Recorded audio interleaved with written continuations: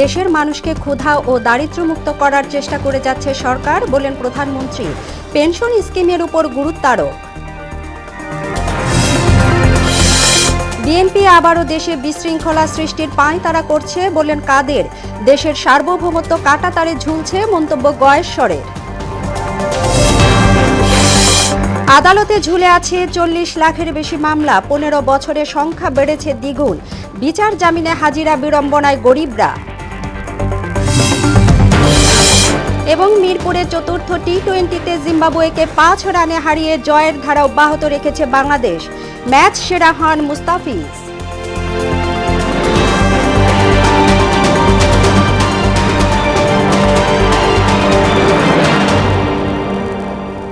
আসসালামু আলাইকুম। আমন্ত্রণ মোহনা সংবাদে। শুনছিলেন শিরোনাম, আপনাদের সাথে আছি তাবশিরা লিজা। এবার বিস্তারিত। ক্ষমতায় আসার পর থেকে দেশের মানুষকে ক্ষুধা ও দারিদ্র্যমুক্ত করার সর্বোচ্চ চেষ্টা করে যাচ্ছে সরকার। পেনশন স্কিমে থাকলে কাউকে আর ভাতের আশায় বসে থাকতে হবে না, এ কথা বলেছেন প্রধানমন্ত্রী শেখ হাসিনা। গোপালগঞ্জে টুঙ্গিপাড়ায় আমার বাড়ি আমার খামার প্রকল্পের আওতায় দারিয়ারকুল সমবায় সমিতির সদস্যদের সঙ্গে মতবিনিময়ের সময় তিনি এসব কথা বলেন। দেশের তথ্য ও যোগাযোগ আরও শক্তিশালী করতে দ্বিতীয় স্যাটেলাইট তৈরির প্রস্তুতি চলছে বলেও জানান সরকার প্রধান। এমআর আসাদের রিপোর্ট।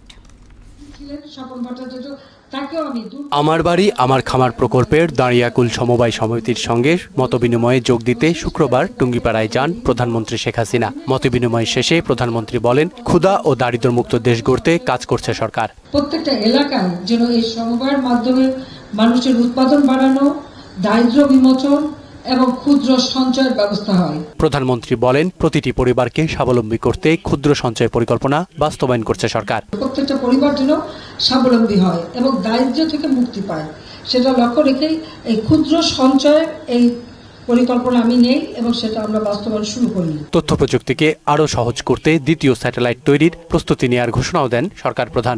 দ্বিতীয় স্যাটেলাইট নির্মাণের ব্যবস্থা নিয়েছি যাতে এবং সেটা আরও শক্তিশালী হবে। সেখানে আমাদের আবহাওয়া বার্তা থেকে শুরু করে সব ধরনের সুযোগ আসবে, সেই ধরনের নতুন স্যাটেলাইট আমরা করে দেবো। একেবারে প্রত্যন্ত অঞ্চলে, গ্রাম অঞ্চলে, চর অঞ্চলে, দ্বীপ অঞ্চলে, সব অঞ্চলের মানুষ যেন যোগাযোগটা তথ্য প্রযুক্তির যোগাযোগ করতে পারে, অনলাইনে যোগাযোগ করতে পারে। চাকরির পেছনে না ছুটে উদ্যোক্তা তৈরিতে সবাইকে কাজ করতে আহ্বানও জানান তিনি। চাকরির জন্য ধর্ণা দিয়ে বেড়াবে না, বরং নিজে উদ্যোক্তা হয়ে অন্যকে চাকরি দিতে পারবে। এমআর আসাদ, মোহনা সংবাদ। আন্দোলন ও নির্বাচন ঠেকাতে ব্যর্থ হয়ে বিএনপি আবারও আন্দোলনের নামে দেশে বিশৃঙ্খলা ও সন্ত্রাস সৃষ্টির পাঁয়তারা করছে। এই নিয়ে সবাইকে সতর্ক থাকার আহ্বান জানিয়েছেন আওয়ামী লীগের সাধারণ সম্পাদক ওবায়দুল কাদের। আর সামনের নির্বাচনগুলোতে ভোটারদের অংশগ্রহণ আরও বাড়বে বলে আশা জানান পররাষ্ট্রমন্ত্রী হাসান মাহমুদ। রাজধানীতে আলাদা অনুষ্ঠানে তারা এসব কথা বলেন। আরও জানাচ্ছেন ওশাফের দোষ। রাজধানীর বঙ্গবন্ধু অ্যাভিনিউয়ে আওয়ামী লীগের কেন্দ্রীয় কার্যালয়ে অনুষ্ঠিত যৌথ সভায় অংশ নেন দলের সাধারণ সম্পাদক ওবায়দুল কাদের। এ সময় তিনি বলেন, কোনো পাল্টাপাল্টি নয়, জনগণের সুরক্ষার জন্যই মাঠে থাকে আওয়ামী লীগ। বিএনপির সমাবেশ মানে বিশৃঙ্খলা, বিএনপি সমাবেশ মানে রক্তপাত। কাজেই বিএনপি কাছে গোটা রাজধানীকে আমরা যদি তাদের উপর ছেড়ে দিই তাহলে জনগণের জানমাল সুরক্ষা সমস্যা হতে পারে এবং সে কারণে আমাদের মাঠে থাকতে। আওয়ামী লীগ ভারতকে খুশি করে নয়, জনগণের শক্তিতেই ক্ষমতায় টিকে আছে বলেও জানান ওবায়দুল কাদের। ভারতের তো আমরা টিকে থাকবো, ক্ষমতা থেকে সরে যাব। 75-এ আমরা ক্ষমতা ছিলাম, বঙ্গবন্ধু থাকবো, তখন কি ভারত আমাদের ক্ষমতা বসিয়েছিল? কত বছর পর এসে আন্দোলন সংগ্রাম করে বাংলাদেশের জনগণকে সাথে নিয়ে শেখ হাসিনার নেতৃত্বে আমরা ক্ষমতা রাজনীতিতে প্রবেশ করেছি। এদিকে রাজধানীর ফরেন সার্ভিস একাডেমিতে সাংবাদিকের এক প্রশ্নের জবাবে পররাষ্ট্রমন্ত্রী হাসান মাহমুদ বলেন, স্থানীয় সরকার নির্বাচন যেভাবে বর্জনের ডাক দেয়া হয়েছে তারপরও ৩৫% বেশি ভোট পড়েছে, যা সন্তোষজনক। এবার অত্যন্ত শান্তিপূর্ণভাবে নির্বাচন অনুষ্ঠিত হয়েছে এবং আমি আশা করি যে পরবর্তী ধাপগুলোতে ভোটের হার আরো বাড়বে। অন্যান্য দেশের তুলনায় বাংলাদেশের মানবাধিকার পরিস্থিতি ভালো আছে বলেও জানান পররাষ্ট্রমন্ত্রী। অনেক ক্ষেত্রে অনেক দেশের চেয়ে অনেক ভালো। উষা ফেরদৌস, মোহনা সংবাদ, ঢাকা। দেশের স্বাধীনতা সার্বভৌমত্ব কাঁটাতারে ঝুলছে বলে মন্তব্য করেছেন বিএনপির স্থায়ী কমিটির সদস্য গয়েশ্বর চন্দ্র রায়। সরকার দেশে লুটপাটের সংস্কৃতি কায়েম করেছে বলেও মন্তব্য করেছেন বিএনপির সিনিয়র যুগ্ম মহাসচিব রুহুল কবির রিজভী।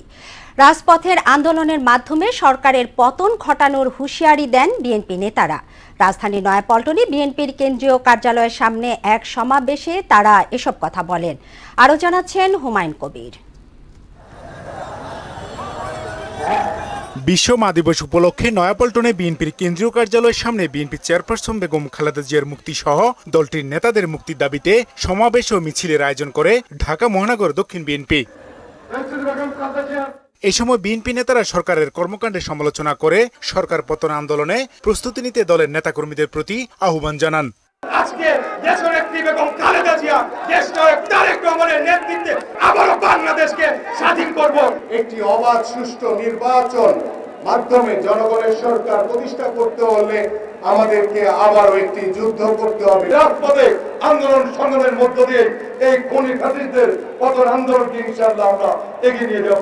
সরকার দেশে যে লুটপাটের সংস্কৃতি কায়েম করেছে তা চলতে দেওয়া যায় না বলে মন্তব্য করেন দলটির সিনিয়র যুগ্ম মহাসচিব রুহুল কবির রিজভী। এই ধরনের লুটপাটের সংস্কৃতি শেখ হাসিনা কায়েম করেছে, সুতরাং এইটা একটা দেশের জনগণ কখনো মানবে না, মানে না, এটা চলতে পারে না। এই দুঃশাসন, এই নির্মমতা, এইটা চলতে পারে না।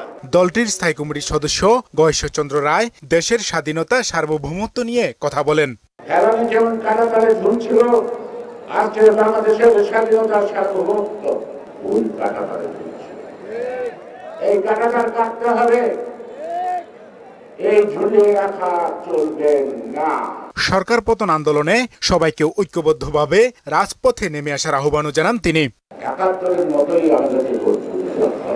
সমাবেশ শেষে একটি মিছিল নয়াপল্টন থেকে শুরু হয়ে কাকরাইল ফকিরাপুল হয়ে আবার আগের জায়গায় গিয়ে শেষ হয়। হুমায়ুন কবির, মোহনা সংবাদ, ঢাকা। বিচার, জামিন ও হাজিরার জন্য ধনীদের আদালতে আসতে হয় না। দিনের পর দিন যত কষ্ট ও বিড়ম্বনা পোহাতে হয় গরিবকে। সঠিক সময়ে বিচার না পেয়ে এমন অনুযোগ করেছেন সাধারণ মানুষ। খোঁজ নিয়ে জানা গেছে সারা দেশের আদালতে ঝুলে আছে 40 লাখেরও বেশি মামলা। 15 বছরে যার পরিমাণ হয়েছে দ্বিগুণ। যথাসময়ে ন্যায় বিচার নিশ্চিতে সংশ্লিষ্টদের দায়িত্বশীল হওয়ার বিকল্প নেই বলে মনে করেন ঢাকা মহানগর দায়রা জজ আদালতের পাবলিক প্রসিকিউটর আব্দুল্লাহ আবু। মামলা জট নিয়ে রেজা খানের 3 পর্ব প্রতিবেদনের আজ প্রথম কিস্তি। টাকা কোর্টে ছিল, ওইখানে থেকে আবার হাইকোর্টে আনছে, হাইকোর্টে থেকে আদালতের বারান্দায় ঘুরে ঘুরে বিচার না পেয়ে এমন আকুতি এই মায়ের মতো অসংখ্য মানুষের। আমার ছেলে জেলের ভিতরে কান্না করতেছে, ঘরে বাইর করা পারতেছি না। যারা উচ্চশিক্ষিত লোক, যারা শিল্পপতি, ওনারা কোর্টে আসে না, ওনারা অফিসে বসে হাজিরা দেয়। রাস্তায় হাজিরা দিতেছি, হয়রানি হইতেছি। যেইভাবে আমাদের ঘুরাইতে আছে সেইভাবে আমরা ঘুরতেছি। সারা দেশের আদালতে বর্তমানে 40 লাখের বেশি মামলা ঝুলে আছে। উচ্চ ও নিম্ন আদালতে 15 বছরের ব্যবধানে বিচারাধীন মামলা জট হয়েছে দ্বিগুণ। গেল বছর আইন মন্ত্রণালয় সম্পর্কিত সংসদীয় স্থায়ী কমিটির বৈঠকে আইন কমিশনের প্রতিবেদনে এ তথ্য জানানো হয়। বড় লোকদের তো ঘরে বসে জামিন, আজকে শেষ হয়, কালকে শেষ হয়, এমনকি কিছু টাকাও নিছে, কিন্তু মামলা শেষ হইতেছে না। এই মামলা যে কবে শেষ হইব আর কিভাবে খারিজ পাবো? 20 বছরেও একটা কেস শেষ হইতেছে না। দিতে দিতে তার বিটা নিঃসঙ্গ যায়, তাও কেস চালাইতেই থাকে। মামলা জটের প্রধান কারণ বিচারকের স্বল্পতা। দেশে 94,444 জন মানুষের বিপরীতে বিচারকের সংখ্যা মাত্র 1 জন। জেলা ও দায়রা জজ সহ অন্য আদালতে বর্তমানে বিচারকের সংখ্যা প্রায় 2000। প্রতি জেলায় বিচারক প্রতি মামলা আছে 2033টি। দেখা যায় যে সাক্ষী 10টা 15টা 20টা ডেটও যায়, তারপর তো সাক্ষী আসে না, সেই ক্ষেত্রে তো এটা জটটা পড়েই থাকে। মামলা জট নিরসনে পরিকল্পনাতেই সীমাবদ্ধ উদ্যোগ, তবে এ ব্যাপারে সংশ্লিষ্ট সবাইকে আরও দায়িত্বশীল হওয়ার পরামর্শ দেন রাষ্ট্রপক্ষের এই আইনজীবী। মামলা নিষ্পত্তি করার জন্য এখানে ডিফেন্স বলেন, প্রসিকিউশন বলেন, আদালত সবাইকে এক জায়গায় কাজ করতে হবে। তো সবাই যদি সিনসিয়ারলি অনেস্টলি কাজ করে তাহলে জট অনেক নিরসন হয়ে যাবে। বিচার ব্যবস্থার ওপর সাধারণ মানুষের আস্থা ধরে রাখতে মামলা জট কমানোর বিকল্প নেই বলে মনে করেন তিনি। অনেক সময় দেখা যায় মামলাগুলি পেন্ডিং থাকে, কিন্তু মামলার কোনো তদন্ত হয় না। রেজা খান, মোহনা সংবাদ, ঢাকা। ঢাকায় নতুন মার্কিন রাষ্ট্রদূত হয়ে আসছেন ডেভিড স্ল্যাটন মিলি। তিনি বর্তমান রাষ্ট্রদূত পিটার ডি হাসের স্থলাভিষিক্ত হবেন। হোয়াইট হাউসের ওয়েবসাইটে বলা হয়েছে, মিলির নাম অনুমোদনের জন্য মার্কিন সিনেটে পাঠানো হয়েছে।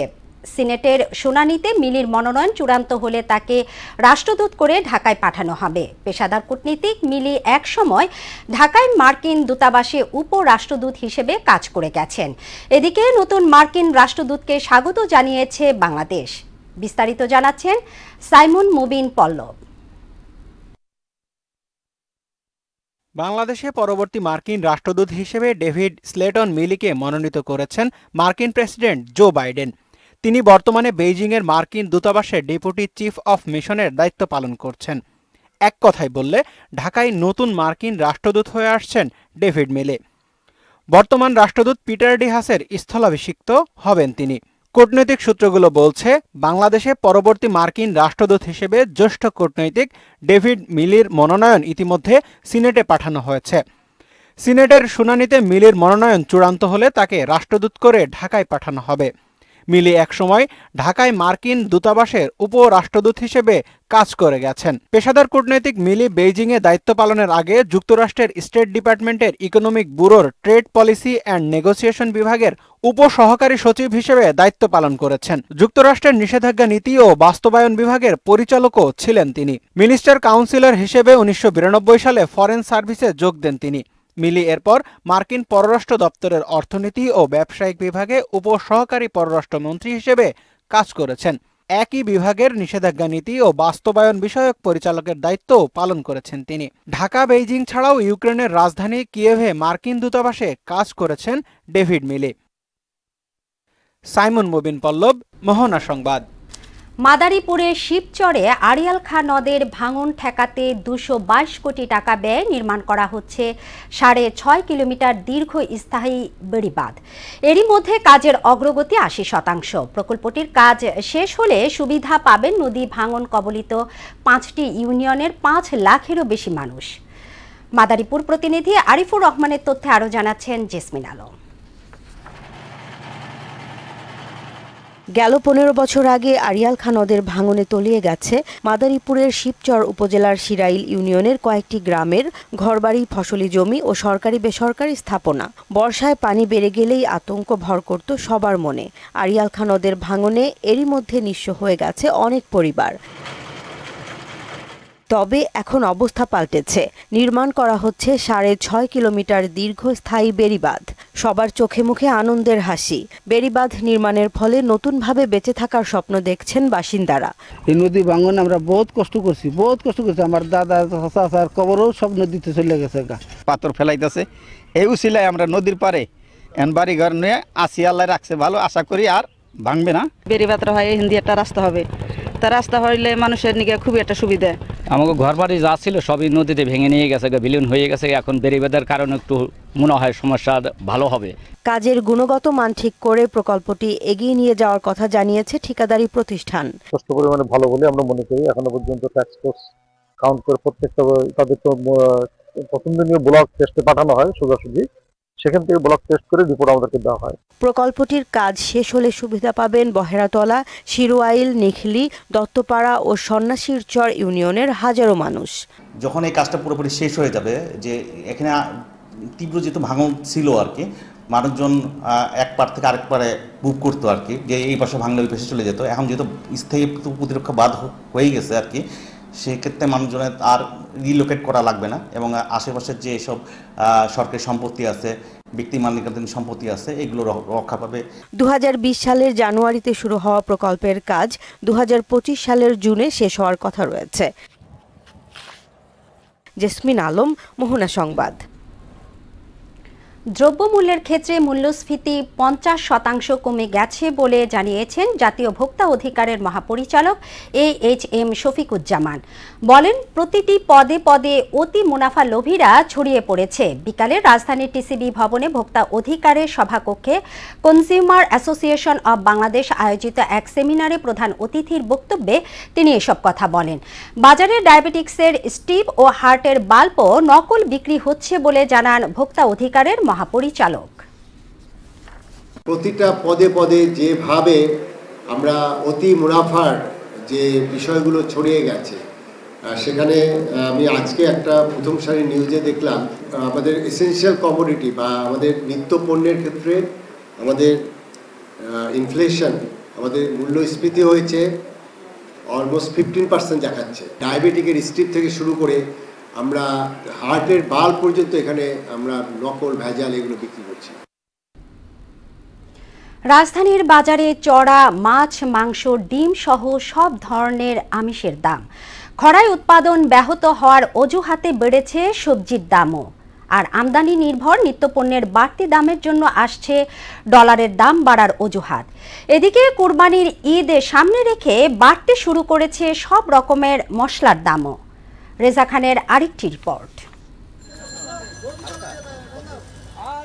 দেশের নিত্যপণ্যের বড় অংশ আমদানি নির্ভর। ডলারের দাম বাড়ার খবরে রাজধানীর পাইকারি থেকে খুচরা বাজারে শুরু হয়েছে তোলপাড়। ডলারের দাম বাড়তে হলে এফেক্ট হবে না, কারণ আমরা তো ম্যাক্সিমাম জিনিসই আমদানি নির্ভর। ডলারের দামটা বাড়ার কারণেই জিনিসের দাম বাড়তেছে। ডলারের দাম বাড়াইছে, এটা একটা প্রভাব পড়বে, কথা ঠিক আছে। এতে নতুন করে জিনিসপত্রের দাম বেড়ে মানুষের কষ্ট বাড়বে বলে মনে করছেন সংশ্লিষ্টরা। হঠাৎ করে 60 টাকা $1 বাড়াই দিছে, এখন তো সব যে আমদানিকারক যারা সবাই তো আবার জিনিসপত্রের দাম বাড়াই দিবে। চিনির দাম বাড়বো, ডালের দাম বাড়বো, কই যে ডলার দিয়ে কিনে আনবো। চালের বাজারে নেই বড় সুখবর। অনেকটাই উচ্চ মূল্যে স্থিতিশীল চালের দাম। শুধু জিরা মিনিকেট ও 28-29 চালের মৌসুম হওয়ায় দাম সামান্য কমেছে। 1 টাকা কম, কিছু আবার 10 টাকা কম, ওরকম ভাবে কমে নাই। বেশি কমার লক্ষণ আমি দেখতেছি না। কৃষক বেচালাইছে, এখন মিলার হাতে আস্তে আস্তে চলে যাইতেছে। মিলার হাতে গেলেই এটারে আবার ঊর্ধ্বমুখীর চান্স থাকে।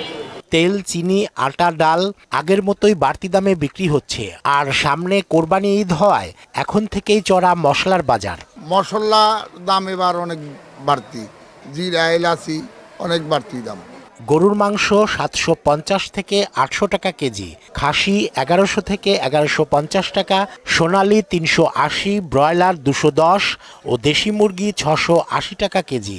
আর রোজারিদের পরে ডজনে ডিমের দাম বেড়েছে 20 টাকা। ঈদের পরে ছিল 120, এই সপ্তাহের ভিতরে বাড়লো 140। দেশি মুরগি হলো 680 টাকা কেজি, আর ব্রয়লার 210 টাকা কেজি। সবজির দাম ধীরে ধীরে সীমিত ও নিম্ন আয়ের মানুষের নাগালের বাইরে চলে যাচ্ছে। মাছ কেনার সামর্থ্য নেই অনেকের। রুই মাছ বলেন, কাতলা মাছ বলেন, তো দেখি চোখে, কিন্তু কেনার সামর্থ্য নাই। মাছের আমদানি কম, এর লেগে দাম একটু বাড়ছে। নতুন করে ডলারের দাম বৃদ্ধিতে বাজার পরিস্থিতি কি হয় এখন সেদিকেই তাকিয়ে সবাই। রেজা খান, মোহনা সংবাদ, ঢাকা। অনুকূল আবহাওয়ায় এবার ফরিদপুরে ভুট্টার বাম্পার ফলন হয়েছে। ন্যায্য মূল্য পেলে খরচ বাদে ভালো মুনাফার আশা করছেন চাষিরা। উৎপাদন নিশ্চিত সহ আবাদের আওতা বাড়াতে কৃষকদের সহায়তা করছে কৃষি বিভাগ। ফরিদপুর থেকে আশিস পোদ্দার বিমানের তথ্যে আরও জানাচ্ছেন শারমিন স্বর্ণা। ফরিদপুরে এবার 6000 হেক্টরের বেশি জমিতে ভুট্টা চাষ হয়েছে। পদ্মা নদী বেষ্টিত সদর উপজেলার ডিগ্রির চর, নর্থ চ্যানেল ও চর মাধবদিয়া ইউনিয়নের বিস্তীর্ণ এলাকায় ভুট্টা সংগ্রহ ও মাড়াই কাজে ব্যস্ত রয়েছেন চাষিরা। এখন বর্তমান খুব ভালো ফসল দিতেছি। ভুট্টা আল্লাহ দিলে ফলনের খারাপ হয় না। এবার কৃষি কাজ করে খুব ভালো আছি। আগে কোনো কিছু হইতো না, জোর জঙ্গল আসলো, এই সাফ করে মোটামুটি সরকারি সহযোগিতায় আমরা বর্তমান খুব ভালো আছি। আবহাওয়া অনুকূলে থাকায় এবার ফলন হয়েছে আশাতীত। উৎপাদন লক্ষ্যমাত্রা ধরা হয়েছে ৬২,৫০০ মেট্রিক টন। এই চরে আগে কিছু হইতো না, কোনো ফসল আবাদ হতো না। এই ৩ থেকে ৪ বছর ধরে আমরা দুইটা আবাদ করি, একটা হলো ভুট্টার আবাদ। আগে তো মনে করেন কিছুই হইতো না, এখন আর কি বছরে যায় ২-৩ বার ফসল বোনা যায় বাদাম টাদাম দিয়ে। কৃষি বিভাগের তথ্য মতে জেলায় লক্ষ্যমাত্রার দ্বিগুণেরও বেশি জমিতে ভুট্টা চাষ হয়েছে। ১ বিঘা জমিতে মাত্র ১২ থেকে ১৫ হাজার টাকা খরচ করলে হয়, কিন্তু সেখান থেকে কৃষক প্রায় ৪০,০০০ পয়সা লাভ করতে পারে। কৃষকের সব কিছু নিশ্চয়তা যেখানে সে পায়, সেই ফসলটা সে বিশেষ মার্কেট যেটা মানে যেটা মূল্য যেটা মানে দানার মূল্য, এটাতে কৃষক খুব স্বাচ্ছন্দ্য বোধ করে। রবি মৌসুমে প্রায় আমাদের আপনার ৬,১০০ একটা বেশি ভুট্টা আবাদ হয়েছে। আমাদের যেখানে লক্ষ্যমাত্রা ছিল ৩-৩.৫ হেক্টর মতো, তো সেখানে আপনি শুধু প্রায় ২০০ কোটি টাকার মতো ভুট্টা চলে গেছে, শুধু খালি দানাটার মূল্য। প্রতি হেক্টর জমিতে ১০ টন পর্যন্ত ফলন হয়েছে বলে জানায় কৃষি বিভাগ। শারমিন স্বর্ণা, মোহনা সংবাদ। চট্টগ্রামের কর্ণফুলী নদীতে বিমান বাহিনীর প্রশিক্ষণ বিমান বিধ্বস্ত হয়ে নিহত বিমান বাহিনীর স্কোয়াড্রন লিডার আসিম জাওয়াদের তৃতীয় জানাজা শেষে মানিকগঞ্জ শহরের শেওতা কবরস্থানে দাফন করা হয়েছে। এর আগে বেলা ১১:৩০টার দিকে নিহতের মরদেহ বিমান বাহিনীর একটি হেলিকপ্টারে করে শহীদ মিরাজ তপন স্টেডিয়ামে আনা হয়। পরে নিহত পাইলটকে দেয়া হয় গার্ড অফ অনার। মানিকগঞ্জ সংবাদদাতার তথ্যে ও চিত্রে আরও জানাচ্ছেন আফরিন পপি। চট্টগ্রামের কর্ণফুলী নদীতে বিমান বাহিনীর প্রশিক্ষণ বিমান দুর্ঘটনায় নিহত স্কোয়াড্রন লিডার মোহাম্মদ অসীম জাওয়াদকে নিজ জেলা মানিকগঞ্জের রাষ্ট্রীয় মর্যাদায় দাফন করা হয়েছে। শুক্রবার দুপুরে তৃতীয় জানাজা শেষে শহরের শেওতা কবরস্থানে তার দাফন সম্পন্ন হয়। শেষবারের মতো তাকে এক নজর দেখতে ভিড় করেন নানা শ্রেণী পেশার মানুষ। এর আগে নিহতের মরদেহ দ্বিতীয় জানাজা ও ফিউনারের প্যারেডের জন্য বাংলাদেশ বিমান বাহিনীর ঘাঁটি বাসারের প্যারেড গ্রাউন্ডে নিয়ে যাওয়া হয়। এরপর প্রধানমন্ত্রী, রাষ্ট্রপতি ও ৩ বাহিনীর পক্ষ থেকে ফুল দিয়ে শ্রদ্ধা নিবেদন করা হয়। বৃহস্পতিবার সকাল 10:30টার দিকে বিমান বাহিনীর ইয়াক ১৩০ নামক যুদ্ধ বিমানটি বিধ্বস্ত হয়ে চট্টগ্রাম বোট ক্লাবের অদূরে কর্ণফুলী নদীতে আছড়ে পড়ে। এ অবস্থায় বিমানের পাইলট ও কো পাইলট প্যারাশুট দিয়ে নিচে নেমে যান। গুরুতর আহত অবস্থায় তাদের উদ্ধার করে পতেঙ্গার বানৌজা ইশাখা হাসপাতালে নেওয়া হলে চিকিৎসাধীন অবস্থায় সেখানে পাইলট অসীম জাওয়াদের মৃত্যু হয়। আফরিন পপি, মোহনা সংবাদ। আগামী দিনে সংস্কৃতিতে আরও বেশি প্রচেষ্টা, সময়, শ্রম ও মেধা বিনিয়োগ করার তাগিদ দিয়েছেন তথ্য ও সম্প্রচার প্রতিমন্ত্রী মোহাম্মদ আলী আরাফাত। শুক্রবার সন্ধ্যায় বাংলাদেশ শিল্পকলা একাডেমির জাতীয় সঙ্গীত ও নৃত্যকলা কেন্দ্র মিলনায়তনে জাতীয় রবীন্দ্রসঙ্গীত উৎসবে প্রধান অতিথির বক্তব্যে প্রতিমন্ত্রী এ মন্তব্য করেন। বাংলাদেশ শিল্পকলা একাডেমির সহযোগিতায় বাংলাদেশ রবীন্দ্রসঙ্গীত শিল্পী সংস্থা এই উৎসব আয়োজন করে। অনুষ্ঠানে প্রতিমন্ত্রী আরও বলেন, সংস্কৃতিতে বিনিয়োগের মধ্য দিয়ে একটি উদার, নৈতিক ও মুক্তিযুদ্ধের স্বপ্নের বাংলাদেশের একটা মূল্যবোধের জায়গা তৈরি হবে। রবীন্দ্রসঙ্গীত আমাদের রাজনীতি, বাংলাদেশের জন্ম, বাংলাদেশের বিকাশ হাত ধরাধরি করে হেঁটেছে অতীতে এবং বর্তমানে এবং ভবিষ্যতেও হাঁটবে। আপনারা যদি একটু মনে করে দেখেন যে বাঙালিরা একটা স্বাধীন জাতিসত্তার কথা চিন্তা করলো এবং সবার প্রথম ফুঁসে উঠলো অর্থনৈতিক বৈষম্যের জন্য নয় বা অন্য কোনো রাজনৈতিক কারণে নয়, যখন সবার প্রথম তারা আমাদের ভাষার উপর আঘাত আনলো এবং যখন বলল যে রবীন্দ্রসঙ্গীত গাইতে দেবে না, আমরা গাইতে পারবো না। বিশ্বের শান্তিপ্রিয় মানুষ কোনো প্রকার যুদ্ধ চায় না, তারা মানবতার ঐক্য চায়, শান্তি চায়। দুপুরে জাতীয় প্রেস ক্লাবের আব্দুস সালাম হলে বিশ্ব মানবতার ঐক্য ও সংহতি পরিষদ আয়োজিত এক আলোচনা সভায় বক্তারা এই কথা বলেন। ফিলিস্তিনে চলমান ইসরায়েলি আগ্রাসনকে মানবতা বিরোধী আচরণ আখ্যা দিয়ে তারা এই ধরনের নির্যাতন নিষ্পেষণ বন্ধে সকলকে ঐক্যবদ্ধ হওয়ার আহ্বান জানান। ডক্টর আনিসুর রহমান জাফরির সভাপতিত্বে আলোচনা সভায় প্রধান অতিথি ছিলেন আল্লামা শায়েখ খন্দকার গোলাম মাওলা নকশাবন্দি। কমিউনিটি অনকোলজি সেন্টারের উদ্যোগে শুক্রবার রাজধানীর কৃষিবিদ ইনস্টিটিউশনে তৃতীয় সমাজভিত্তিক ক্যান্সার সম্মেলন অনুষ্ঠিত হয়েছে। কয়েকটি অধিবেশনে বিভক্ত এই সম্মেলনে বৈজ্ঞানিক নিবন্ধন উপস্থাপন ছাড়াও ক্যান্সারের আর্থ-সামাজিক প্রভাব, ক্যান্সার জয়ীদের অভিজ্ঞতা এবং সমাজভিত্তিক ক্যান্সার সেবার অভিজ্ঞতা ও সম্ভাবনা নিয়ে আলোচনায় বক্তারা বলেন, ক্যান্সার যারা জয় করেছেন তাদের অভিজ্ঞতার কথাও জানতে হবে। সবাই মিলে অভিজ্ঞতার আদান প্রদান করে ক্যান্সার থেকে বাঁচার উপায় বের করতে হবে। এ সময় কমিউনিটি অনকোলজি সেন্টার ট্রাস্টের ডোনারদের হাতে সম্মাননা স্মারক তুলে দেওয়া হয়। এরই সাথে শেষ করব মোহনা সংবাদ। যাবার আগে শিরোনামগুলো আরও একবার। দেশের মানুষকে ক্ষুধা ও দারিদ্র্য মুক্ত করার চেষ্টা করে যাচ্ছে সরকার, বলেন প্রধানমন্ত্রী। পেনশন স্কিমের উপর গুরুত্ব আরোপ। বিএনপি আবারও দেশে বিশৃঙ্খলা সৃষ্টির পাঁয়তারা করছে, বললেন কাদের। দেশের সার্বভৌমত্ব কাঁটাতারে ঝুলছে, মন্তব্য গয়েশ্বরের। আদালতে ঝুলে আছে 40 লাখের বেশি মামলা, 15 বছরে সংখ্যা বেড়েছে দ্বিগুণ। বিচার জামিনে হাজিরা বিড়ম্বনায় গরিবরা। এবং মিরপুরের চতুর্থ টি-20তে জিম্বাবুয়েকে 5 রানে হারিয়ে জয়ের ধারা অব্যাহত রেখেছে বাংলাদেশ। ম্যাচ সেরা হন মুস্তাফিজ।